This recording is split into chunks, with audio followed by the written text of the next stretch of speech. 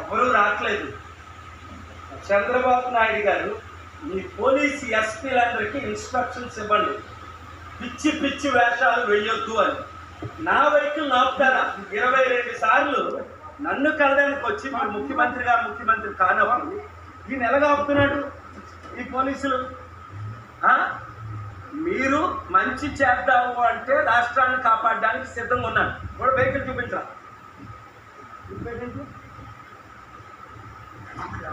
శ్యామ్ సుందర్రావు, అర్థమైందా? నేను ఒకటే చెప్తున్నాను, ఎవరు రాట్లా బ్లడీ ఇడియట్స్ అన్ని అబద్ధాలు లైఫ్స్. నీకు బుద్ధి పొరలేక ఎవరు వస్తున్నారు చూపించండి. ఇక్కడ వెయిట్ చేస్తా. వెహికల్ ఆపడం ఏంటి? ఇడియట్స్ కాదా? ఒకటే చెప్పండి, చంద్రబాబు నాయుడు గారు రాష్ట్రాన్ని అభివృద్ధి చేద్దామా, అప్పులు తీర్చుదామా? నేను సిద్ధం మీకు మద్దతు ఇవ్వడానికి పూర్తిగా. లేదా కేసీఆర్ గారు పెట్టుకున్నట్లు, రాజశేఖర రెడ్డి గారు పెట్టుకున్నట్లు మీరు పెట్టుకుంటే నాతో మీ పోలీసులు కానిస్టేబుల్ ద్వారా అడ్డితే నేను కూడా 35 కేసులు మీ కేసుల మీద బెయిల్ క్యాన్సిల్ చేయిస్తాను.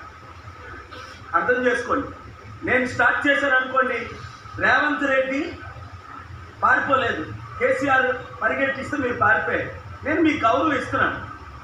కేసీఆర్ నేను పరిగెట్టించాను, 8 కేసులు వేశాను, గెలిచాను. కనుక మీ పోలీస్ ఆఫీసర్స్ అందరికీ చెప్పండి, ఇక్కడ 100 కార్లు లాయర్లు పెట్టుకుంటున్నాను. నేను రోజు 2 సంవత్సరాల నుంచి వస్తున్నాను, నా కారు లోపటే ఉంటుంది. ఈరోజు మొదటిసారి ఆపరేట్ మీరు ముఖ్యమంత్రి అయిన తర్వాత ఇదే మొదటిసారి కోర్టుకు రావడం. సో అది మీ నాలెడ్జ్లో అవుతుందా? వాళ్ళు చేస్తున్నారా? సడన్గా 2 సంవత్సరాల నుంచి ఆపలేదే. 10 సార్లు కోర్టుకు 30 సార్లు వచ్చాను, 10 సార్లు ఆర్గ్యుమెంట్ చేశాను, ఆర్డర్స్ తీసుకొచ్చాను. రేపు స్టీల్ ప్లాంట్ అమ్మకాన్ని ఆపడానికి వచ్చాను, ఎలక్షన్ పిటిషన్ ఫైల్ చేయడానికి వచ్చాను. మార్నింగ్ పోలీసులు అక్కడ పార్క్ చేసుకోండి అన్నారు, మళ్ళీ ఇంకో 2 తిరిగి వచ్చి మళ్ళీ ప్రాపర్ రూల్స్ మీరే కదా.